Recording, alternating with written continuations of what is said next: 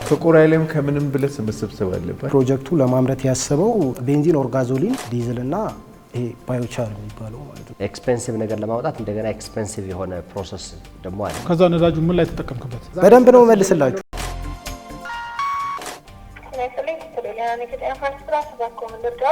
አጥንት ህክምና ማድረግ ፈልጌ ነበረ። ሞባይል አፑ ምንድነው? ዶክተር አለ ነው ወይስ ጤና ፈርስት? እጃቸው ላይ ባለ ስልክ በመጠቀም ከጤና ፈርስት ቨርቹዋል ዶክተሮች ጋር በመገናኘት ቀያቸውን ሳይለቁ ህክምና እያገኙ ይገኛሉ።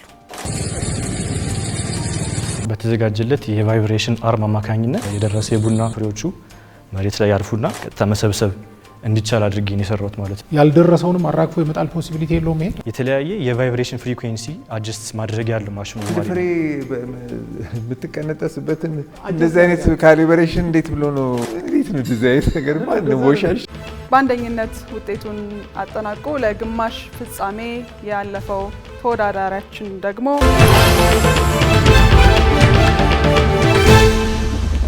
እንደምን አላችሁ ተመልካቾቻችን። ነጋድራስ የኢትዮጵያ ንግድ ባንክ የስራ ፈጠራ ውድድር በሳምንቱ ተመልሷል። ዛሬም የሚያስደምሙን ልንወዳቸው ሀሳባቸውን ከሰማን በኋላ ተስፋ ሊሰጡን የሚችሉ ተወዳዳሪዎቻችን እጅ ከምን ልንላቸው ነው። ዳኞች ተገኝተዋል ቦታቸው፣ እነሱም እየጠበቁን ነው ያሉት። የዛሬ ተወዳዳሪዎቻችን የተለያየ ሀሳብ ይዘዋል። 3 ተወዳዳሪዎች ይኖሯል።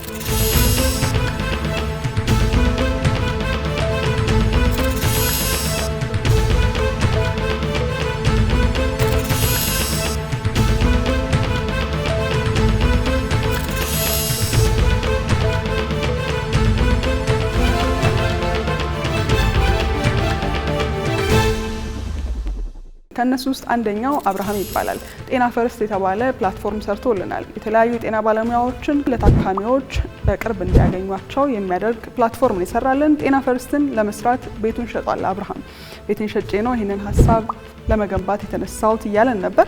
ጤና ፈርስትን ይዞ ወደ በኋላ ላይ ሀሳቡን በደንብ አድርጎ ያብራራልናል። ከዛ በተጨማሪ ተፈሪ ጌታቸው የተባለ ተወዳዳሪም አለ። ተፈሪ ጌታቸው ደግሞ ከፕላስቲክ ነዳጅን አውጣላቸዋለሁ እያለን ነው። ይህንን ሀሳቡን የጀመረው ከልጅነቱ ጀምሮ እንደሆነ ነግሮናል።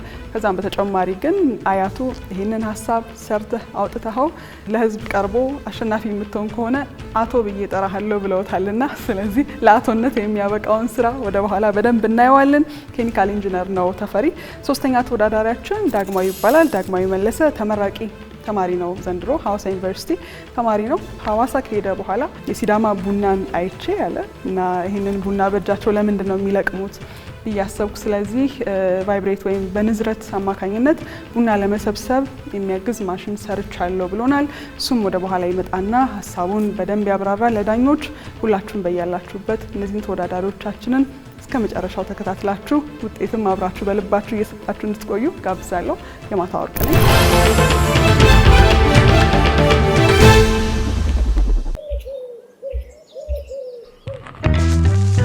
ቆይ አንዴ እንዳትሄድ ጠብቀኝ። የሲቪ ቪዛ ካርድ አዝዤ መምጣት ብቻ ነው።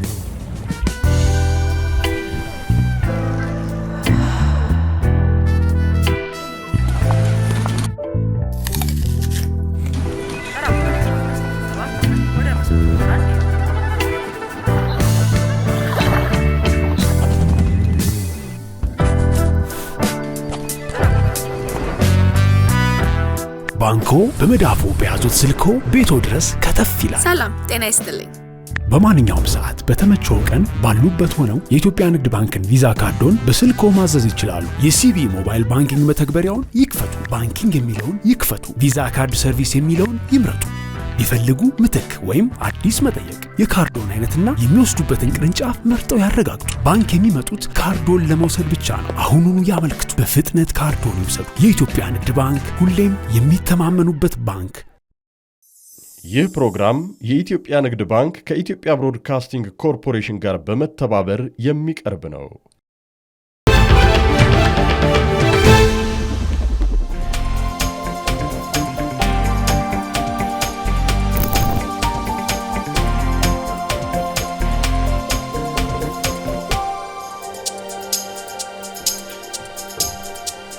ሰላም እንዴት ዋላችሁ? አብርሃም በሰፋ እባላለሁ። የጤና ፈርስት መስራችና ባለቤት ነኝ። ጤና ፈርስት በኢትዮጵያ ውስጥ ያለውን የሕክምና ስርዓት ወይም አጠቃቀም በፋውንዴሽን ወይም ደግሞ በመሰረታዊ መንገድ እየቀየረ ይገኛል። ኢትዮጵያ ውስጥ ባለው ጥናት ከ80% በላይ ማህበረሰባችን በገጠር አካባቢ ይኖራል።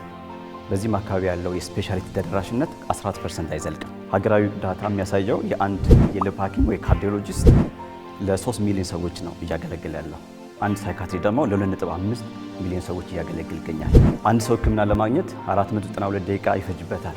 120 ደቂቃው በትራንስፖርት ሲጠፋ 342 ደቂቃውን ደግሞ በመጠበቅ ወይ ዌይቲንግ ታይሙ ነው። ለህክምና የሚያጠፋ 30 ደቂቃ ብቻ።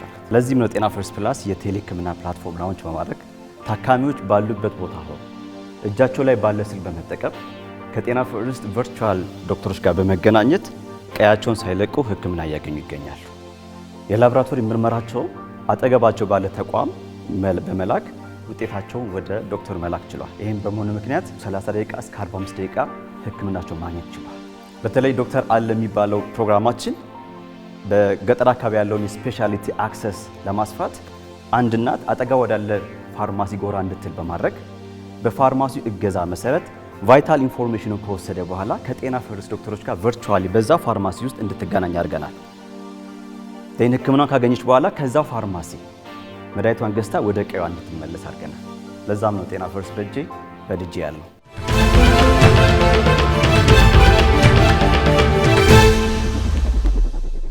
አቀራረብ በጣም ጥሩ ነው። የምትሰራውን ነገር በደንብ ታውቃለህ።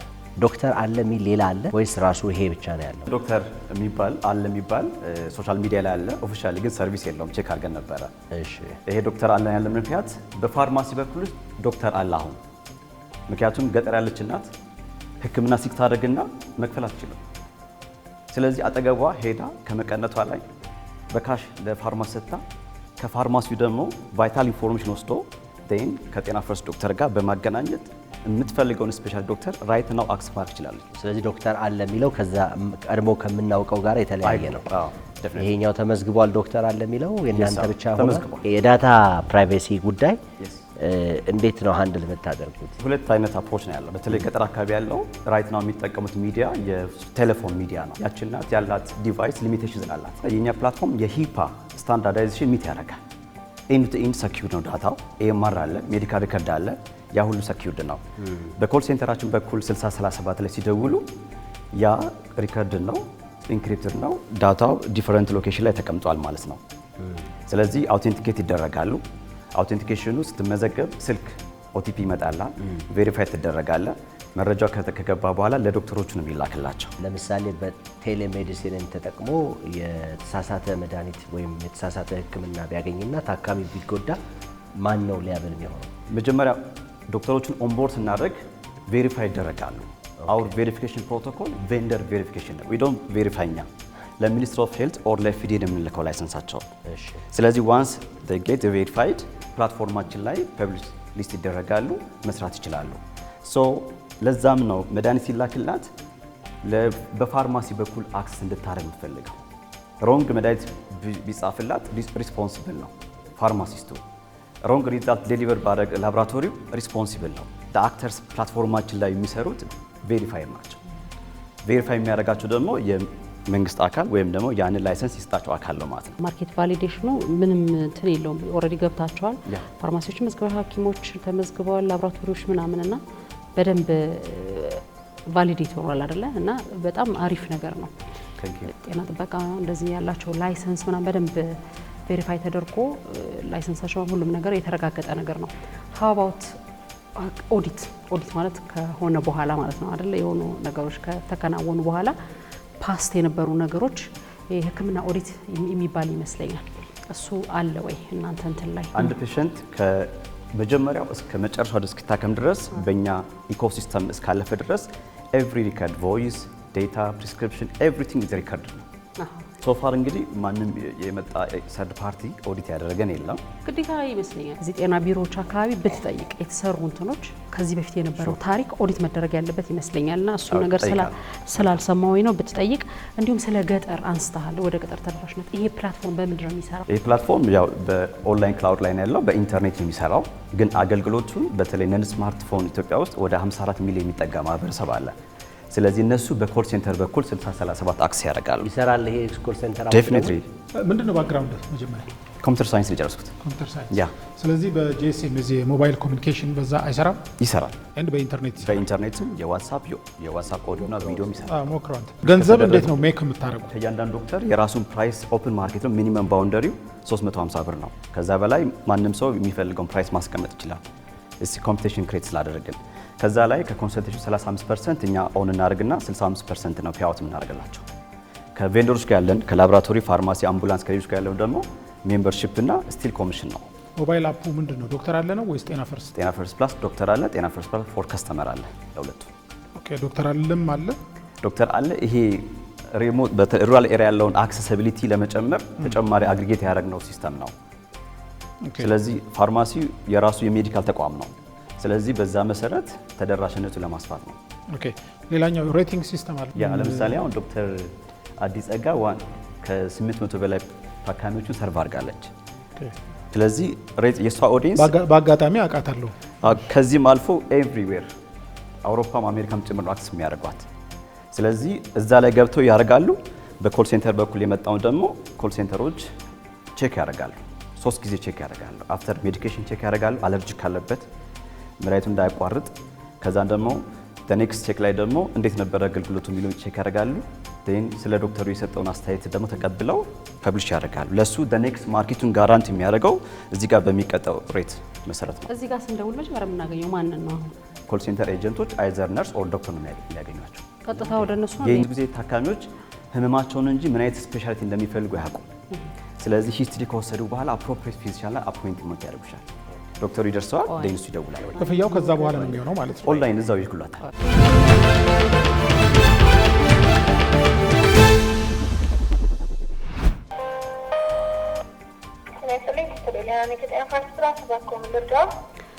እንዴት ዋልሽ? የአጥንት ሕክምና ማድረግ ፈልጌ ነበረ ማለት ሐኪም ማግኘት ፈልጌ ነበረ። እንዴት ነው የምትረጂ? ይቻላል። መጀመሪያ ቀጠሮ ነው የምናስይዘው። እኔ ኮል ሴንተር ነኝ። እሺ። ከዶክተር ጋር ቀጠሮ አስይዛለሁ። አሁን ነው የምታስይዥልኝ? አዎ። አንቺ ነሽ የምትነግሪኝ በዚህ ቀን ነው አቬይለብል የሚሆኑት የምትይው ወይስ እኔ የተመቸኝን ቀን ነው የምናገረው? ያው የዶክተሮቹ ስኬጁሉ ማለት መምረጥ እንችላለን። እሱ ንገሪኝ እስኪ መቼ አቬይለብል ነው? ምንድነው ግን ያስቸገረው? መጀመሪያ ጉልበቴ። ከዚህ በፊት አክመው ያውቃሉ? አላውቅም። በላ ሰውነቴን ይቆርጣል። ከዛ ይደወልልኛል ነው ወይስ ያው ከፈጸሙ በኋላ ነው ቀጠሮ ነው ለዶክተር ማስተላልፈው? ከዛ ዶክተር ይደውላል። እንዴት ነው የምከፍለው? አዎ ገና ነው ቀጠሮ አልጨረስኩም። ይቀጥላል ነው አላለቀም። ሀውለት አህመድ በሽር ይኸውልሽ፣ አብርሃም እዚህ የጤና ፈርስት ፋውንደር እየተወዳደረ ነው እዚህ ነጋድራስ የኢትዮጵያ ንግድ ባንክ የስራ ፈጠራ ውድድርና ቼክ እያረኩኝ ነው። ሰዓትሽን ስለወሰድኩብሽ ይቅርታ፣ ያው ውድድር ስለሆነ ነው። ችግር የለውም። እናመሰግናለን። እንታከማለን። ምንድን ነው የምትፈልገው ከዚህ ውድድር? ማስተዋወቅ ነው? ገንዘብ ነው? ምንድን ነው? ሰው ብዙ ጊዜ እኔ ራንደምሊ ቼክ አደርጋለሁ ማርኬት ገብቼ እና ገና አልሰሙትም። ሰው ብዙ ፕሮሞት ማድረግ ይፈልጋል። ከዛ ባለፈም ፕራይቬሲ ኢዝ ቬሪ ሴንሲቲቭ። ክላውድ ኢንፍራስትራክቸሩን በደንብ አፕግሬድ ማድረግ እንፈልጋለን።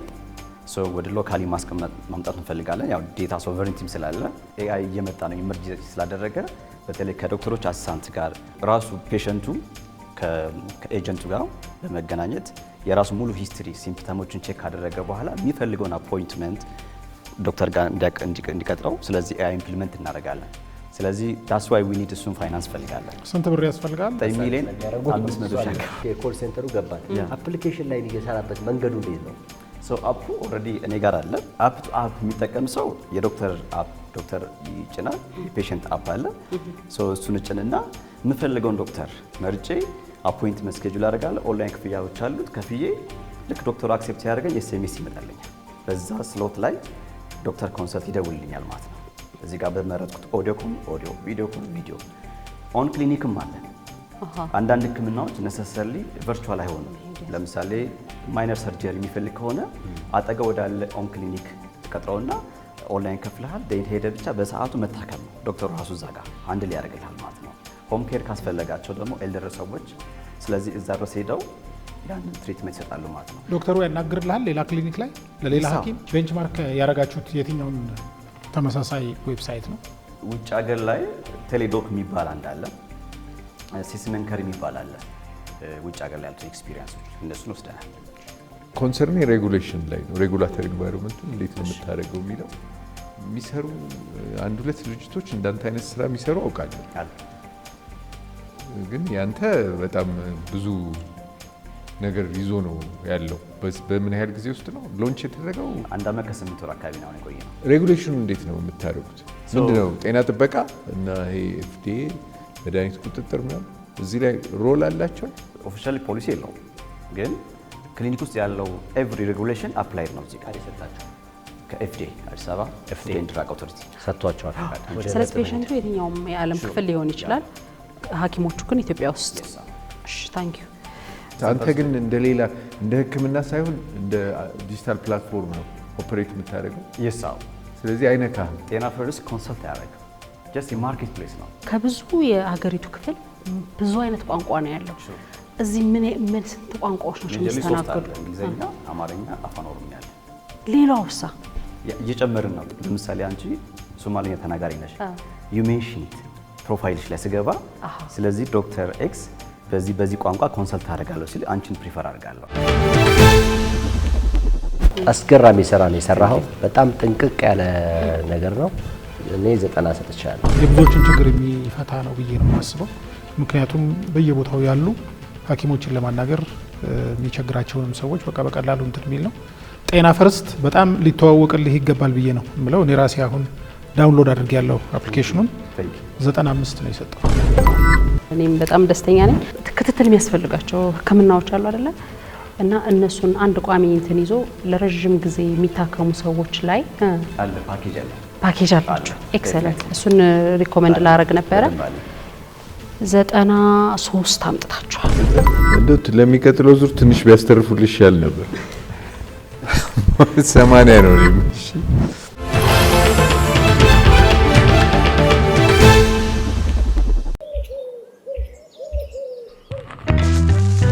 ቆይ አንዴ እንዳትሄድ ጠብቀኝ። የሲቪ ቪዛ ካርድ አዝዤ መምጣት ብቻ ነው።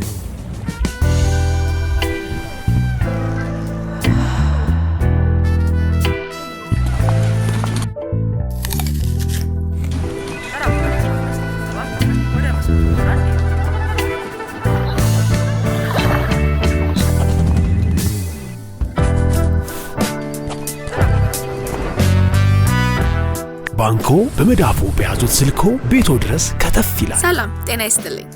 በማንኛውም ሰዓት በተመቸው ቀን ባሉበት ሆነው የኢትዮጵያ ንግድ ባንክን ቪዛ ካርዶን በስልኮ ማዘዝ ይችላሉ። የሲቢ ሞባይል ባንኪንግ መተግበሪያውን ይክፈቱ። ባንኪንግ የሚለውን ይክፈቱ። ቪዛ ካርድ ሰርቪስ የሚለውን ይምረጡ። ይፈልጉ ምትክ ወይም አዲስ መጠየቅ፣ የካርዶን አይነትና የሚወስዱበትን ቅርንጫፍ መርጠው ያረጋግጡ። ባንክ የሚመጡት ካርዶን ለመውሰድ ብቻ ነው። አሁኑኑ ያመልክቱ። በፍጥነት ካርዶን ይውሰዱ። የኢትዮጵያ ንግድ ባንክ፣ ሁሌም የሚተማመኑበት ባንክ። ይህ ፕሮግራም የኢትዮጵያ ንግድ ባንክ ከኢትዮጵያ ብሮድካስቲንግ ኮርፖሬሽን ጋር በመተባበር የሚቀርብ ነው።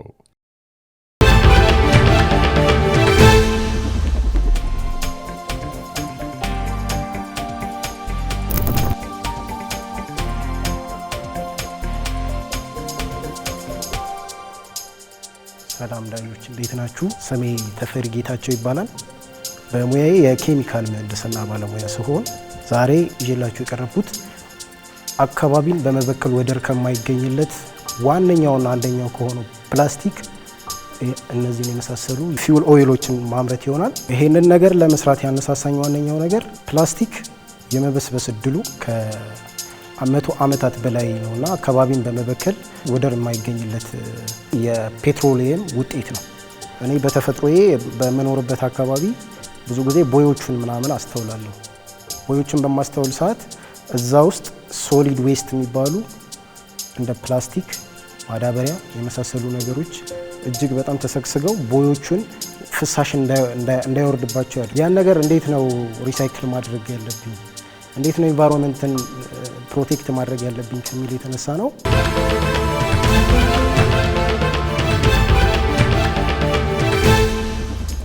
ፕሮጀክቱ በአሰላ ከተማ ቤዝ ያደረገ ነው። እንደ ዩናይትድ ኔሽን ጥናት በአመት አሰላ ፕላስቲክ ዌስት ይገኛል 4000 ኪሎ ግራም ነው። በመጀመሪያው አመት ላይ ያሰብከው ፕላስቲክ የምትለው አንተ ፕላስቲክ የትኛው ነው? ፕላስቲክ ባሊ ነው ወይስ የሃይላንድ ውሃ ነው? ወይስ ምንድነው? ደሆል ፕላስቲክ ሪሳይክል ይደረጋል ኤክሰፕት ፒቪሲ። ምክንያቱም ፒቪሲ አሁን ፕሮሰሱ ፓይሮላይሲስ ይባላል። ፓይሮላይሲስ ማለት ምንድነው? ፓይሮላይሲስ ማለት ኦክሲጅን ፍሪ የሆነ ፕላስቲክን ሪሳይክል የምናደርግበት ፕሮሰስ ነው። መጀመሪያ ፕላስቲኩ ይሰበሰባል በየፈርጁ ማለት ነው፣ እንለየዋለን። ከቆራይ ላይም ከምንም ብለህ መሰብሰብ አለበት። አሰላ ብቻ ሳይሆን ፕሮዳክቱ ያለው አሰላና አካባቢዋ በጣም ብዙ ፕላስቲክ አለ። እዛ አሰላ አካባቢ ብቻ ቆሼ የተጠራቀመ አለ ነው። ኦፍኮርስ አለ።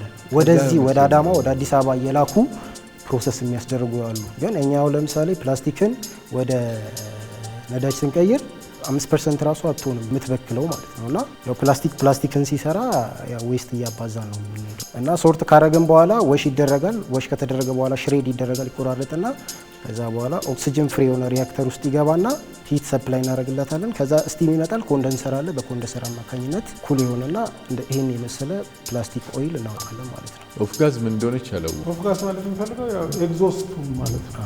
ኦፍ ጋዝ ያልከው ካርቦን ብላክ አለ፣ ፓይሮላይዝድ ኦይል አለ። ከዛ ኮምበስቲብል ደግሞ ጋዝ ለብቻው ጋዝ ፕሬሸራይዝ አድርገን የምንሸጠው አለ። ሌላው ኦፍ ጋዝ ማለት ማንጠቀማት እንጂ የሚሸጥ ነገር አይደለም።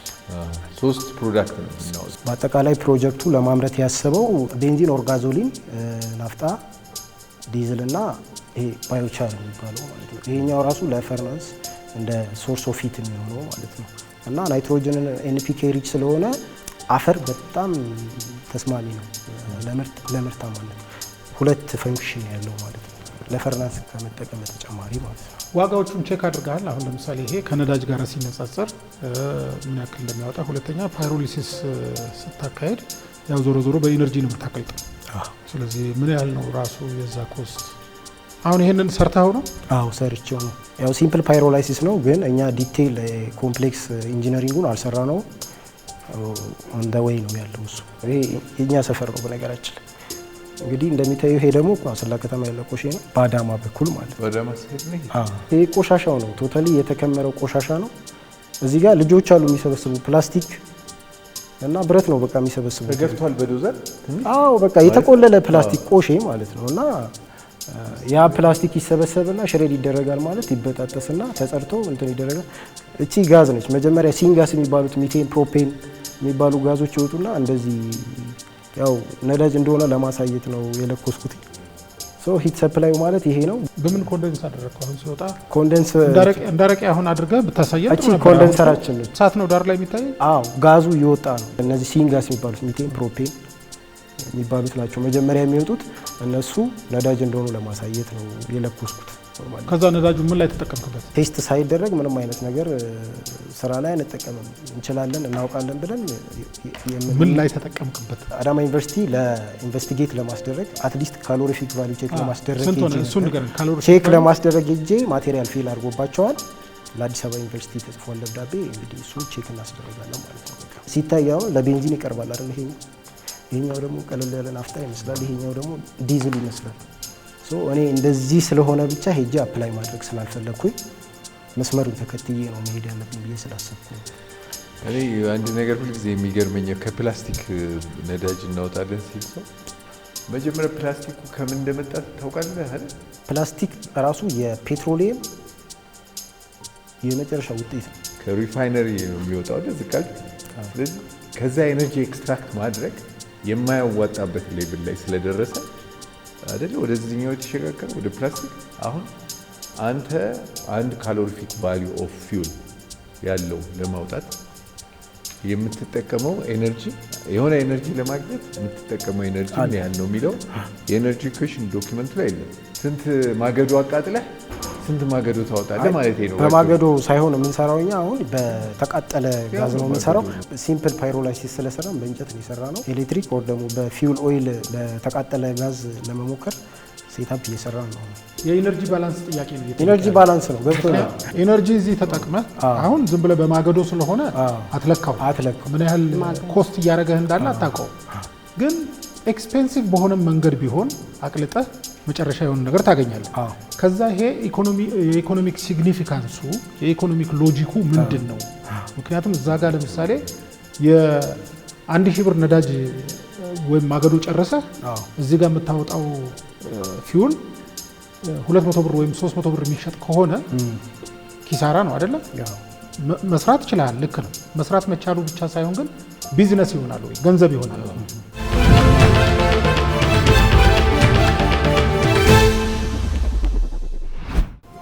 የውጤቱ ገበያ እና የኢንፑት ማርኬቱና አውትፑት ማርኬቱ ከቦታ ቦታ ስለሚለያይ ማገዶ አንዳንድ ቦታ ርካሽ ነው፣ አንዳንድ ቦታ ነዳጅ ሪሌቲቭሊ ርካሽ ነው አይደል? ስለዚህ ፕሮፖዛል መቅረብ ያለበት ይሄን ያህል ስፔሲፊክ ቫልዩ ያለው ፊውል ተጠቅሜ ይሄን ያህል ስፔሲፊክ ቫልዩ ያለው ፊውል አመጣለሁ ጀነሬት አደርጋለሁ ነው ማለት ነው። ሚጣል ነው ሄሮ ማቴሪያል። አዎ ሚጣል የነበረ ወይ በዜሮ ኮስት ነው የምታገኘው ወይም በጣም ኢንሲግኒፊካንት በሆነ ዋጋ ነው የምታገኘው። ከዚህ ውስጥ በብዙ ብር ሊሸጥ የሚችል ነገር ጀነሬት አደርጋለሁ። ያም ደግሞ ለምሳሌ ከ1 ኪሎ ግራም ወይም ከ100 ኪሎ ወይም ከ1 ኩንታል ይሄን ያህል ሊትር አወጣለሁ ብለህ ያንን ኢኮኖሚክስ ማሳየት አለ። የሚፈጅብኝ ነዳጅ ደግሞ ለምሳሌ በኤሌክትሪክ ብትፈጀው ይሄን ያህል ኪሎዋት ይፈጃል። ሜትር ላይ ልታነበው ትችላለህ። ለምሳሌ ቆጣሪ ላይ ማለት ነው። በዚህ ጀምሬ በዚህ ሲጨርስ ይሄን ያህል ኪሎዋት ነው፣ የኪሎዋቱ ዋጋ ይሄን ያክል ነው፣ ያገኘሁት ደግሞ ከ1 ኩንታል ይሄን ያህል ነው ምናምን ብለህ ማሳየት አለብን። ዋጭነት፣ አዲስነት፣ ችግር ፈቺነት የሚባለው ነገር ላይ ስላለን ነው እንጂ እኔ የአሰላ ኤሌክትሪክ ኃይል መቆጣጠሪያ ሄጄ ሁሉ ኤቭሪ ዲቴይል መዝግቤያለሁ። ምክንያቱም ኢነርጂ ባላንስ፣ ማስ ባላንስ እንዴት እንደሚመጣ ለማሳየት በደንብ ነው መመልስላችሁ። ያን የአካባቢ ብክለትን ለመቀነስ በአሰላ ከተማ ውስጥ የምታያቸው ምርቶች ወደ አሁን ሰርኩላር ኢኮኖሚ ወደዚህ ወደ ነዳጅ ቀይሬ ቢዝነስ እሰራለሁ የሚለውን ምርምር መስራትህ እንደ አንድ ባለሙያ ኬሚካል ኢንጂነር በጣም ኢንከሬጅ የሚደረግ ነገር ነው። በጣም ራፍሊ ሲሰራው 4000 ኪሎ ግራም ለመሰብሰብ በቦትሎች እንኳን ብንወስደው 200 ሺህ ያስፈልጋል በአነስተኛ። ትላልቅ ከሆኑ ደግሞ እስከ 160 ሺህ ያስፈልጋል። ከ160 ሺህ እስከ 200 ሺህ ቦትሎች ለመሰብሰብ ከዛ ከተማም ሆነ በአቅራቢያው ካሉት ከተሞች አንደኛ የአሰባሰብ ሂደቱ በጣም አድካሚ ነው። ይሄን ሁሉ ሞቢላይዝ አድርገህ ቦትል ሎጂስቲክስ ያስፈልገዋል፣ ዌርሃውስ ያስፈልገዋል። ሞቢላይዝ አድርገህ አቅልጠህ የምታወጣው የነዳጅ ምርት ደግሞ በጣም አነስተኛ ከሆነ ምን ያክል ቢዝነስ ነው? እንደ ሪሰርች በላቦራቶሪ በአንተ ደረጃ ያሉ ሰዎች ምርምር እያደረጉበት ሊቆዩ ይችላሉ። ግን ይሄ ደግሞ የምርምር ሀሳቦች ብቻ የሚፈተኑበት ቦታ አይደለም። ቢዝነስ ሀሳቦች የሚፈተኑበት ወደ ገንዘብ ተቀይሮ ወደ ስራ እድል ፈጥሮ ችግር መፍታቱ ብቻ አይደለም የሚታየው፣ የስራ እድል ፈጥሮ ገንዘብ ማምጣት መቻል አለበትና ፕራክቲካሊቲ የምንለው እሱ ሳይድ ላይ ነው። በላቦራቶሪ የተደገፈ የሆነ ነገር መኖሩ ብቻ አይደለም። ቢዝነስ ፕራክቲካሊቲው ላይ ትንሽ ጥያቄ አለኝ። አሰላና አካባቢዋ ብቻ በ2 ሳምንት ውስጥ እኔ የማውቃቸው አሰላ ከተማ ብቻ 4 አሉ። ከ2000 ከ3000 በላይ ኪሎ ወደ አዳማና ወደ አዲስ አበባ ይጫናል። በነገራችን ላይ በአመት ራሳችን ኖቲስ የማናደርገው አንድ ሰው ቢያንስ ከ10 ኪሎ ግራም በላይ ፕላስቲክ ይጠቀማል። የዛ ችግር የለም። ሆነስትሊ ስፒኪንግ ባረኩት ሪሰርች እየሰራሁት ባለሁት ሪሰርች ይሄ ነገር ደግሞ ለእኔ የስራ እንከን ይሆናል ብዬ አላስብም። ሮ ማቴሪያል ብቻ እጥረት አይደለም ያለው። ከአንድ አካባቢ አይደለም የምትሰበስበው። አሰላና አካባቢው ካልክ 100 ኪሎ ሜትር ሬዲየስ ማለት ነው። 100 ኪሎ ሜትር ሎጂስቲክስ እዚህ ሀገር ኤክስፔንሲቭ ነው። ኤክስፔንሲቭ ነገር ለማውጣት እንደገና ኤክስፔንሲቭ የሆነ ፕሮሰስ ደግሞ አለ። ይሄንን ሮ ማቴሪያላችን የት በብዛት አለ። በግራ ያመጡትም እዚህ ላይን ላይ ያሉ ሰዎች አሉ። አሁን አሰላ ከተማ ላይ 4 አሉ ብዬ ተናገርኳቸው ማለት ነው። ሶ እነሱ ከኔ ጋር በ5 በ6 በ7 ኪሎ ሜትር ልዩነት ነው ያሉት። እኔ ከማስብበት ፕላንቴን አስቀምጣለሁ ካልኩት ቦታ ላይ ማለት ነው እና ዛት ማች ኮስት ያደርገኛል ብዬ አላስብም። በነገራችን ላይ ፕሮዳክሽን ኮስታችን የምንሸጥበት ራሱ 138 ብር ነው የሚለው። ከአንድ ኪሎ ምን ያህል ነዳጅ ታገኛለህ ወይ ከአንድ ኩንታል? ኢንጂነር ይህን ጥያቄ አንተ ትረዳኛለህ። በእኛ ዲዛይን መሰረት 80% ጀነሬት ነው። ስለዚህ አንድ ኩንታል ቢገባ ለምሳሌ 100 ኪሎ ቢገባ 80 ኪሎ ይወጣል። ዴንሲቲው ምን ያክል ነው? ስፔሲፊክ ግራቪቲ ቼክ አላስደረግም። ኤኒዌይ የኢንፑት አውትፑት ሪሌሽንሺፑ ገና ይቀረዋል ብዬ ልውሰድ በቪዲዮ በቀጣይ ማለት ነው። ባረቄ ማውጫም ቢሆን ኮንቲኒየስሊ እየሰራ አረቄ ያው ከዚህ ነዳ አይደለ? ከዛ በኋላ በዛ በኩል ኮንደንስ አድርጎ ይወጣል። በዛም ፕሮፐርሊ እየተሰራ ዝም ብሎ እዚህ ጋር ተሰርቶ እዛ ምናምን ሳይሆን በደንበኛ ነገር ዝም ብሎ እንደዛ ነገር አሰርተ ቮሊዩሙን ተደጋጋሚ ጥያቄ ያለው በቂ ኳንቲቲ ታገኛለሁ የሚለውን ፋይናንሻል አናሊሲስ በደንብ ሰርተ የፕሮሰስ ሌይአውት በቀላሉ ልትሰራ ትችል ነበር። አሁን ለምሳሌ ምን ኢንፑት ከዛ እዚህ ጋር ገብቶ ይሄ ክራሽ ተደርጎ ከዛ እዚህ ጋር ደግሞ ፓይሮሊሲስ አለ ፋይናሊ ደግሞ ኮንዴንሲንግ አለ ምናምን ብለህ አንድ ፍሎ ሺት ልታሳየን ይገባ ነበር ብዬ አስባለሁ። እነኝን አስተካክለ በሚቀጥለው ጊዜ ካለፍክ ማለት ነው ብትመጣ ጥሩ ነው እላለሁ። ይሄ ለምንድን ነው የሚሆነው? ለሁሉም መኪኖች ነው ካሎሪፊክ ቫልዩ ነው ለምን እንደምንጠቀም የሚወስነው እዚህ ውስጥ ያለው ኢነርጂ ማለት ነው። ለባጃጅ ነው ለእንትን ነው። የዚህ አሁን የፓይሮሊሲስ ያልከው የተለየ ክህሎት አይፈልግም ስራው አንተ ብቻ ነው ያለው እዚህ ውስጥ። ምክንያቱም እዚህ ጋር የተጠቀሱ አሁን ሴልስ እንደዚህ ምናምኖች አሉ። ይሄን ስራ አንተ ብቻ ነው የምትሰራው? አይፈልግም። በቃ ራሱ ነው የሚሄደው። አንዴ አድ ይደረጋል፣ ሂት ሰፕላይ ብቻ ይደረጋል፣ ከዛ ራሱ ነው የሚወርደው። ማንም አይሄድ። ሞኒተር ማማ አይደረግም እንዴ? ምንም ቴምፕሬቸር እዛ ጋር ቴምፕሬቸር ሴንሰር ካፕሱል፣ ቴምፕሬቸር ሴንሰር፣ ፕሬሸር ሴንሰር ምናልባት ሊኬጅ ምናምን ሊኖር ስለሚችል እሱን ቼክ የሚያደርግ ያው እኔ እንደ ኬሚካል ኢንጂነርነቴ ምናልባት ሌላ አንድ ሄልፐር ሊኖረኝ ይችላል በዛ ሙያ ውስጥ ያለና አካባቢ ጥበቃ ለምሳሌ እነዚህ መቃጠል ጉዳይ የራሱ እንግዲህ የሚለቃቸው ብክለቶች ይኖራሉ አይደለ? አሁን ወደፊት ይሄን ወደ ቢዝነስ ስትቀይረው በተለይ ላርጅ ስኬል ሲሆን ብዙ ነገሮች አሉ። እሱን ነገር ጀምረሃል፣ አማክረሃል? እነ ሚቴን ምናምን ይወጣሉ ቅድም ያልናቸው ማለት ነው። እኔ ለኩሽ ያሳየዋል። እነሱ ደግሞ ዳያር ኢነርት ብዙም ብክለት የሚያመጡ ነገሮች 6 ሚሊዮን ብር አሁን ጠይቃለሁ አልክ አይደለ? አሁን የምትፈልገው ለፓይሮሊሲስ ነው ብለሃል። በቃ አንድ ማቃጠያ ነገር ነው የፈለገው፣ ሪያክተር ኦክሲጅን ሳይኖረው ማለት ነው። ስለዚህ ሲልድ የሆነ ማቃጠያ ነገር ለማግኘት ማለት ነው። ዋይ ዱ ዩ ኒድ 6 ሚሊዮን? ያው የሪያክተሩ ታይፕ ነው በጣም ዲቴይል ስለሚሰራ ዲዛይኑ ኤቭሪቲንጉ ፓራሜትሮቹ ዲዛይን ብታደርጉትም ኮስት የዲዛይን ኮስት ገብቶበታል 65 በሚቀጥለው ስትመጣ ይሄንን ፕሮዳክት ማየት ብቻ አይደለም፣ ቢዝነስ ነው ይሄ። ያዋጣል አያዋጣም የሚባለው ነገር መታየት አለበት እንጂ በዚህ ጊዜ ነዳጅ ተገኝቶ ነዳጅ አይሸጥም የሚል ጥርጣሬ የለንም። የስሙኒ ዶሮ የብር ገመድ ይዛ ጠፋች ይባላል፣ በድሮ ተረት ነው። አሁን የስሙኒ ዶሮም የለም የብር ገመድም የለም። ግን የኢንፑት ኮስት በልጦ አውትፑቱ የሚያስገኘው ገቢ አነስተኛ እንዳይሆን በደንብ ቼክ አድርገህ በሚያረጋግጥ መልኩ ማምጣት አለብህ። ካሎሪፊክ ቫልዩ ምናምን የምትላቸውን ነገሮች አረጋግጠህ መምጣት አለብህ ብዬ እላለሁ። ብትመጣ እና የዚህን ፌት ባይ በጣም ደስ ይለኛል። ለዛ ሲባል እኔ 90 ነው የሰጠው። ያንተ ሀሳብ አዲስነቱ ላይ ብዙ ጥያቄ የለብኝም። ችግር ፈቺነቱም ላይ ብዛም ጥያቄ የለብኝም። ከምንም ቢሰራ ነዳጅ አንጠላም አሁን በዚህ ሰዓት። ግን ተግባራዊነቱ ላይ በጣም ጥያቄ አለኝ። ተባርክ በተማርክበት ዘርፍ ይህንን ወደ ስራ ለመቀየር የሄድክበትን እንትን በጣም አፕሪሼት አደርጋለሁ። የቆሻሻ አስተዳደራችን ከጊዜ ወደ ጊዜ እንግዲህ እየተሻሻለ መጥቷል። ይሄ ፕላስቲክ ውጤቶች ላይ ያለው ህጎች እየጠነከሩ ነው። የጥሬ ዕቃ አቅርቦትህ ምን ያህል የተረጋጋ ነው የሚለው ላይ ትንሽ ጥርጣሬ አለኝ። ከማሽኖች ጋር ተያይዞ እንግዲህ ያው ብዙም አልተነሳም። በእርግጥ ግን ከፍተኛ የጥገና ወጪዎች ይኖራሉ ብዬ ኤክስፔክት አደርጋለሁ። እሱን የምታስብበት ይመስለኛል። ለማንኛውም 80 አግኝተሃል።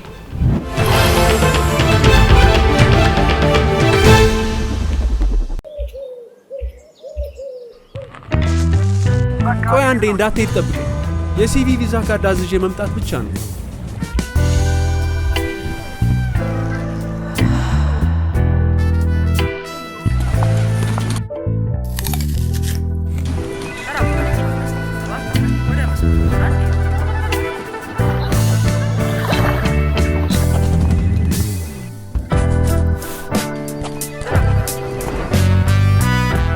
ባንኮ በመዳፎ በያዙት ስልኮ ቤቶ ድረስ ከተፍ ይላል። ሰላም ጤና ይስጥልኝ።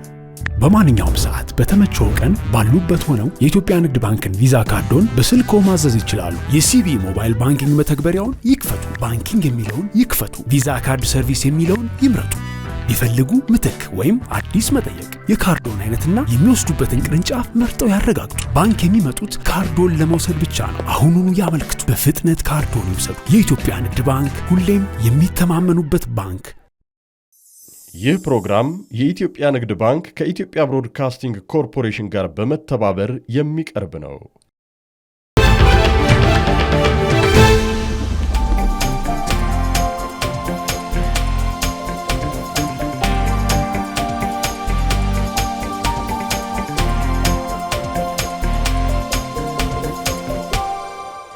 እሺ ሰላም እንደምን አላችሁ? ስሜ ዳግማዊ መሰል ይባላል። የመጣሁት ከሐዋሳ ዩኒቨርሲቲ ሲሆን ዛሬ ማቀርብላችሁ የፈጠራ ስራ ዘመናዊ የሆነ የኮፊ ሃርቨስቲንግ ማሽን ነው። ያው ሀገራችን ኢትዮጵያ የቡና መገኛ መሆኗ ይታወቃልና ሆኖም ግን እስካሁን ድረስ በዚህ የማምረት ሂደት ላይ መልቀም ነው እስካሁን ድረስ ይሄ የቡና መሰብሰብ ስራው እየተሰራ ያለውና ይሄ ደግሞ ሀገራችን ማምረት ከምትችለው ካፓሲቲ ኦልሞስት በ50% የሚቀንስ ሲሆን አንደኛ ከፍተኛ የሆነ የምርት ብክነትን ያመጣብናል። ሁለተኛ የጥራት ማነስ፣ ይህን በምንሰራበት ጊዜ ማሽኑ ያዘጋጁት ማሽን እዚሁ ሀገራችን ባሉ ጥሬ እቃዎች በመጠቀም የሰራውት ሲሆን ኦልሬዲ ይሄ ማሽን ወደ ገበያ በሚገባበት ጊዜ እነዚህ ነገሮች ከፍተኛ በሆነ መንገድ አድረስ ማድረግ ይችላል ማለት ነው። ፕሮቶታይፕም ሰርቼለታለሁ። በተዘጋጀለት የቫይብሬሽን አርም አማካኝነት ቀጥታ ሂዶ የደረሰ የቡና እንትን ፐር ብራንች ሂዶ ክላምፕ በማድረግ በተዘጋጀለት ቫይብሬሽን አርም በመጠቀም ከታች በሚነጠፍ ሸራ ላይ ከእጅ ንክኪ በሆነ መንገድ ቀጥታ የቡና ፍሬዎቹ መሬት ላይ ያርፉና ቀጥታ መሰብሰብ እንዲቻል አድርጌ ነው የሰራሁት ማለት ነው። በዚሁ በሀገራችን በሚገኙ ማቴሪያሎች ጠቅሜ እንደ ማምረቴ አንደኛ የውጭ ምንዛሬን ይቀንሳል፣ ከሰርቪስና ከሜንቴናንስ እንዲሁም ከስፔር ፓርትም አንጻር እዚሁ ሀገር ውስጥ ባሉ ጥሬ እቃዎች ስለተመረተ እዚሁ ሀገር ውስጥ መዘጋጀትና መመረት ይችላል ማለት ነው።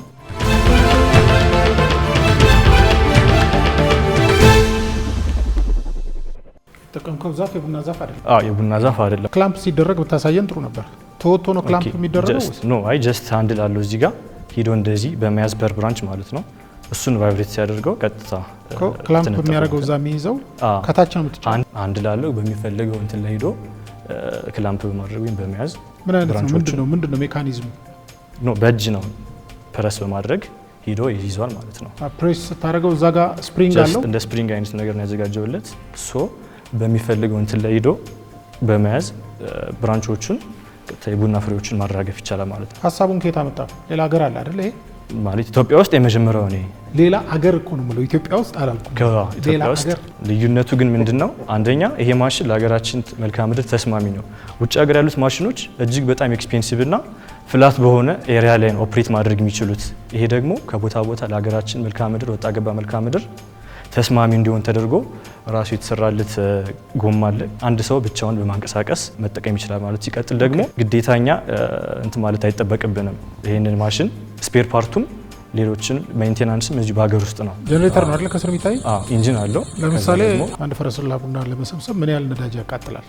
አንድ ማሽን እስከ 1 ሄክታር ድረስ በአንድ ጊዜ መሰብሰብ ይችላል የሚለውን ነው ጥናት ያደረገው። በስንት ቀን ይሰበስባል? ጀስት በአንድ ቀን እስከ 1 ሄክታር ድረስ መሰብሰብ ይችላል አንዱ ማሽን ማለት ነው። በጣም ምርታማነታቸው ትልቅ የሆኑ አሉ። 15 17 በሄክታር የሚሰጡ አለ ኩንታል ትላልቆች ማሽኖች። የቡና ምርታማነት ድሮ ከማስታውሰው ጥሩ ዝርያዎች አሉ 15 ኩንታል ምናምን የሚሰጡ ሄክታር። የድሮ ሳይንሳዊ ባልሆነ መንገድ የሚዘራው የሚተከለው 3 2 ኩንታል 4 ኩንታል በሄክታር ቢሰጥ ነው። ስለዚህ ያንተ የትኛውን እንደሆነ የምትለው ስለማይታወቅ ሬንጁ ሰፊ ነው ማለት ነው። አንድ ሄክታር የምትለው ስንት መጀመሪያ የግሩፕ ስፔሲንግ ካልታወቀ በአንድ ሄክታር ውስጥ ስንት ዛፍ እንዳለ መገመት አይቻልም። ግን አንተ ስራው ውስጥ ስላለ አንተ ብትነግረን አይሻልም? ይሄም አንዱ ማሽን ኦፕሬት አድርጎ መሰብሰብ ይችላል የሚለውን ነው ጥናት አድርጌ ነበር። ሞክረዋል አንተ ቡና ዛፍ ላይ የደረሰ ቼሪ ላይ ወስደህ? የደረሰ ቼሪ ላይ አልሞከርኩትም፣ ግን በፕሮቶታይፕ ደረጃ እዚህ ጋር እንደሚሰራ እንትን ቼክ አድርጌያለሁ። የፍሬ ላይ ሞከርከው? ኖርማል ለምሳሌ የኒም ዛፍ ላይ ነው የሞከርኩት። አሁን ለምሳሌ የደረሰ ቡና አለ፣ ያልደረሰ ቡና አለ። አንድ ብራንች ላይ የተለያየ አይነት ይኖራሉ። ያልደረሰውንም አራግፎ የመጣል ፖሲቢሊቲ የለውም። ይሄንን ችግር ለመቅረፍ የተለያየ የቫይብሬሽን ፍሪኩዌንሲ አጀስት ማድረግ ያለው ማሽኑ እዛው ላይ ምክንያቱም የበሰለን ያልበሰለ ቡና ከዛፍ ላይ ለመልቀቅ የተለያየ ጥንካሬ ያላቸው ሶ የደረሰው ወይም የበሰለው ቡና ኢዚሊ ቫይብሬት ሲደረግ የመውረድ ቻንስ ስላለው የቫይብሬሽን ፍሪኩዌንሲ አጀስት ማድረግ ያለው ማሽኑ ላይ አይታል። ቡና ሲለቀም መጥፎ ለቃሚ ይሸመጥጣል። የደረሰውንም ያልደረሰውንም አንድ ላይ ነው። የቫይብሬሽን ፍሪኩዌንሲውን በሰጠውት የቫይብሬሽን አርም አጀስት ማድረግ ያለው እዚህ ጋር ማለት ነው። የተለያየ ቫይብሬሽን ስለሚያስፈልጋቸው አጀስት በማድረግ ቫይብሬሽን ፍሪኩዌንሲያቸውን ይወርዳሉ ማለት ነው። ምክንያቱም ጥሬው ኦልሬዲ በጣም ጠንካራ ነው። ፍሪኩዌንሲ ኮንትሮል መጠን አለው። ስለዚህ ፍሪኩዌንሲውን ማኔጅ አደርገዋለሁ ነው የሚለው እሱ። አንተ የምትከተለው እንግዲህ ሜካኒካል ቫይብሬሽን ነው ተጠቅመህ የቡና ፍሬን እንዲረግፍና እንዲሰበሰብ የምታደርገው። በሰው ኃይል እስከ 50 ሰው ድረስ ሊሰራው የሚችለውን ስራ ነው በማሽን እሰራለሁ የምትለው። 1 ሄክታር በቀን ከቨር አደርጋለሁ which is ትልቅ ነገር ሊሆን ይችላል።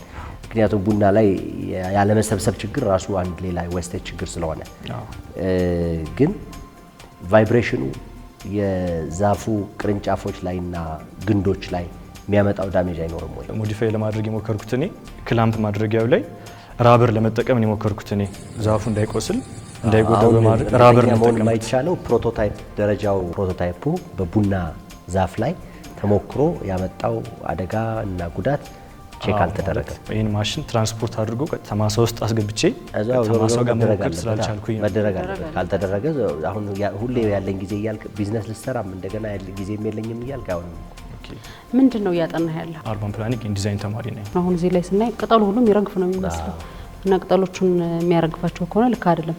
የእንትኑን ምግብ የሚሰራው ቅጠሉ ላይ ነው አይደለ? የማንኛውም ነው አይደለ? ጌትሽ ሳይንስ ረሳን እኮ የቅጠሎቹ የፍራፍሬዎቹ ምናምን መርገፍ እዚህ ጋር እሱ ብቻ ሳይሆን ይሄ ሰው የሚይዘው ሰው ይሄ አሁን ሲርገፈገፍ እዚህ አካባቢ የሚሰማ ንዝረት እሱ ራሱ ለጤና ጥሩ አይመስለኝም። እንዴ ኖርማሊ ማሽኑ ዲዛይን ሳደርግ ኖርማል ቫይብሬሽን ፓርቱ በቲዩብ ውስጥ የሚያልፍ ሲስተም ነው እንጂ ቀጥታ የኦፕሬተሩ እጅ ላይ ቫይብሬሽን ስሜቱ አይኖርም ማለት ነው። ውስጥ ነው የሚሰራው ሲስተሙ ሳይሆን ዘንጓ ሲርገበገብ ያንተ እጅ ራሱ አብሮ እየተንቀጠቀጠ ነበረ። እሱን ነገር ማስቀረት የሚቻልበት መንገድ ቢኖር ጥሩ ነው። ግን የሚሸጠው ለመሆኑ ሙሉ ማሽኑን የሰራሁት 50 ሺህ ብር ነው ወጪ ያደረኩት። ቢጫው ጄነሬተር ነው አይደል? ታች ያለው ሃውሲንግ ነው። ቫይብሬሽን ጄነሬተር ነው። አንድ ላይ ነው የተሸጠው እንደዛ ሙሉ ማሽኑን ነው የሚሸጠው ነው። ስለዚህ አሁን ጥገናዎች ምናምን ሩቅ ቦታ ሄዶ ለምሳሌ አንድ አርሶ አደር ይሄ እየተገለገለበት ማለት ነው ብልሽቶች ምናምን ቢኖሩ ቅድም አሁን ስፔር ፓርት ምናምን ያልክ እየጠቀስክ ነበር። እዛ ሁሉ ውስጥ እየሄዳችሁ ነው አፍተር ሴል ሰርቪስ ወይ ጥገና ምናምን የምትሰጡት? አጠቃቀም ቀላል ነው ማሽኑ። ቢበላሽ ደግሞ ቢበላሽ ራሱ በጣም ይጠገናሉ ነው ማለት በጣም ቀላል ስለሆነ አሰራሩ ኢዚ የሆነ ሜንቴናንስ ነው ያለው። እኔ ቅድም እኮ መሸምጠጥ የሚለውን ስለ ቡና የምታውቅ መስሎኝ ነው። የከተማ ልጅ ነች። ሸምጣጭ የሚባለው አንድ ለቃሚ የበሰለውና ያልበሰለውን ማይለይ አለቃቀም ስለሚል ኪሎ እንዲሞላለት ብሎ ሸመጥጥና ማኑዋሊ ዋናው ማኑዋል የሚለቀምበት ምክንያት የበሰለችዋን ብቻ ለይተህ ለማለት። ያንተ ግን መነቅነቅ ከሆነ ያልበሰለውም የበሰለውም ይረግፋል። አድጀስት የሚደረግበት ሲስተም አዘጋጅቻለሁ። ምንድነው እሱ? ቫይብሬሽን ማስተካከያ አለው። ይሄ ማለት ምንድነው? ኖርማሊ የበሰለና ጥሬ ቡና ከረገፈ በኋላ ማለት ነው አይደለም፣ እዛው ዛፍ ላይ ያለ ማለት ነው። ዛፍ ላይ ያለ እንዴት ነው የሚለውን የበሰለ ቡናና ያልበሰለው ኖርማል ከዛፍ ላይ እንትና የመልቀቅ ባህሪ ያላቸው ነው። የበሰለው ቀዩ ቡና ኢዚሊ ነው ቫይብሬት ሲደረግ ይረግፋል። ያልበሰለው ደግሞ ስትሮንግሊ አታች ስለሆነ ከብራንቹ የመልቀቅ ባህሪ የለው ማለት ነው። አይወርድም። ስለዚህ ያው እኔ ያችን አመጣጠኝ ቫይብሬሽን ማድረጊያ ዘዴ ቫይብሬሽኑን አመጣጠኝ ያለውና እኔ ስፔሲፊክ የሆነውን የበሰለ ቡናን ቫይብሬትድ ሆኖ የሚወርድበትን ቫይብሬሽን ፍሪኩዌንሲ ነው ያዘጋጀሉት ማለት ነው። ቫሪያብል ፍሪኩዌንሲ ሞተርስ አለ። ፍሬ የምትቀነጠስበትን አንድ ብራንች እንዴት ነው ዲዛይን ነገር ማለት ነው? ቦሻሽ እንደዚህ አይነት ካሊብሬሽን እንዴት ብሎ ነው? ለማንም አልሸጥኩም። ቴስት አድርገሃል? ሊገዙ የሚችሉ ሰዎች አናግረሃል? በስራው የተሰማሩ ሰዎችን ቡና እንትን አናግሬ ያው ፖዚቲቭ የሆነ ፊድባክ ሰጠውኛል። አለ ብለሃል። ካሊብሬት ማለት ሞተር አለ። ቫሪያብል ፍሪኩዌንሲ ሞተርስ አሉ ማሽን ላይ ምናምን ችግር የለም። እሱ ጥሩ ነው። ከፊልድህ ውጪ ነው ይሄን ነገር አይደለ እየሰራ ያለው። እኔ በአንተ እድሜ በአንተ የዩኒቨርሲቲ ተማሪነት ደረጃ ይሄን ነገር ለመስራት መሞከር ሲዳማ አካባቢ ያሉትን የቡና ለቃሚ ወይም የቡና እርሻ ያላቸውን ሰዎች ችግር ተረድተህ ይሄንን ሶልቭ ለማድረግ መነሳት ጥሩ ነው። ያለህበት ስቴጅ ግን ወይም ደግሞ ፕሮጀክቱ ያለበት ስቴጅ ገና ትንሽ መብሰል ይቀረዋል። ምክንያቱም አሁን ፕሮቶታይፕ ሰርተሃል፣ አሪፍ ነው።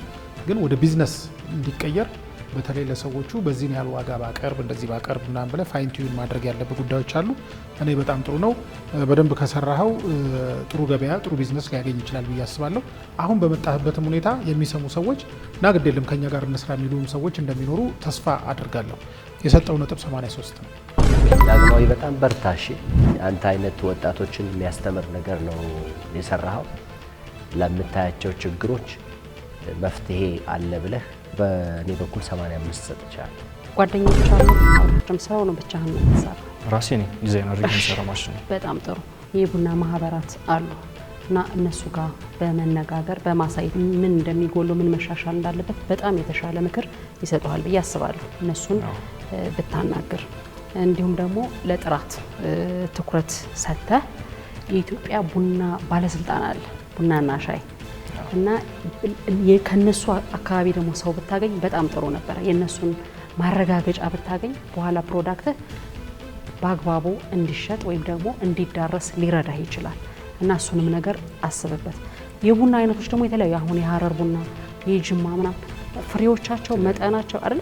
ስለዚህ ይሄ ምንድነው እጁ የእንትኑ መልቀሚያው ማለት ነው። እሱን አንድ አይነት እንዳይሆን ብትለያዩ መለያየት ያለበት ይመስለኛል አይደል። የተወሰነ ሞዲፊኬሽን መስራት ይቻላል ተስማሚ ሆነ ለተለያዩ ኮፊ ይሄን ውድድር ብታልፍን ባታልፍን ማለት ነው። አንተ በጣም ማድረግ ያለብህ ልጅ ነህ። አንተም ሁሉም የዩኒቨርሲቲ በተለይ ከዩኒቨርሲቲ የሚመጡ ልጆች እኛ በጣም ነው ደስ የሚለን የተማሩትንም ወይም ደግሞ የሚያዩትን ነገር ወደ ተግባር ሲለውጡ በጣም ነው ደስ የሚለን እና እኔ ትልቅ ደረጃ እንድትደርስ በጣም እፈልጋለሁ። 85 አግኝተሃል። ያንተ አይነት ነገር ላቲን አሜሪካ ዴሪካ ዴቪስ የሚባል ትናል ይላል ኤአይ እንደዛ አይነት ሸምጣጭም አለ ነቅናቂም አለ። እሺ ያ ማለት ችግር ፈቺ ነው ማለት ግን አይደለም። ምክንያቱም በእጅ የሚለቀምበት ምክንያት የቡና ጥራትን ከፍ ለማድረግ ነው። ብዙ የላቲን አሜሪካ በተለይ አረቢካ የኛ ቡና ጥራትን መሰረት ያደረገ ነው እንጂ ቮሊዩም አይደለም፣ እንደ ሮቡስታው አይደለም። ስለዚህ የኛን መሸምጠጥ ወይም መነቅነቅ ብዙ የሚያዋጣ አይመስለኝም። እሺ የታጠበ ጥራት ያለውን ቡና ስለሆነ ኤክስፖርት በማድረግ ብዙ አርሶ አደር ገንዘብ የሚሰራው እና ችግር ፈቺ የሚለው ላይ ነው እኔ ያወረድኩትሽ 65 ነው።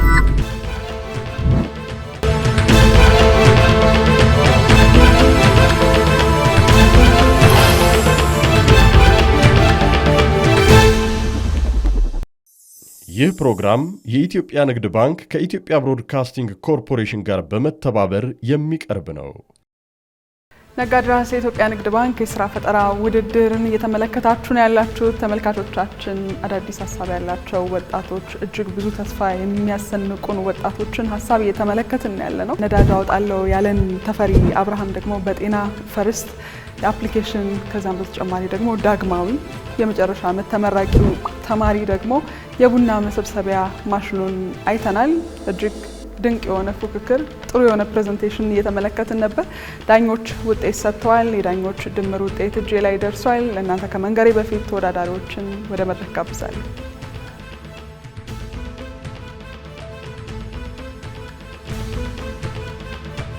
ሁላችሁም አሸናፊዎቻችን ናችሁ። እናንተ ከሺዎች ተመርጣችሁ ነው 30 ቀርታችሁ አሁን ደግሞ ለግማሽ ፍጻሜ ለማለፍ ውድድራችሁን እያደረጋችሁ የነበራችሁት።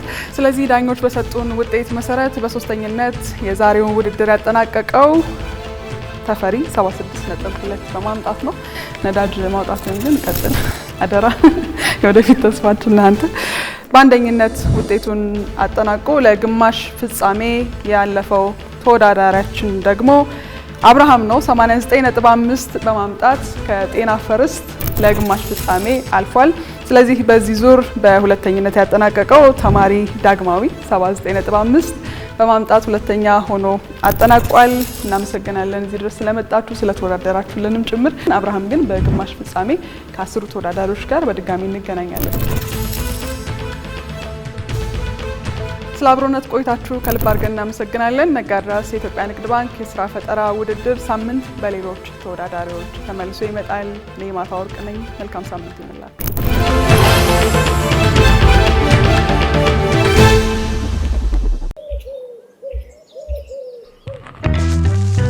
ቆይ አንዴ እንዳትሄድ ጠብቀኝ። የሲቪ ቪዛ ካርድ አዝዤ መምጣት ብቻ ነው።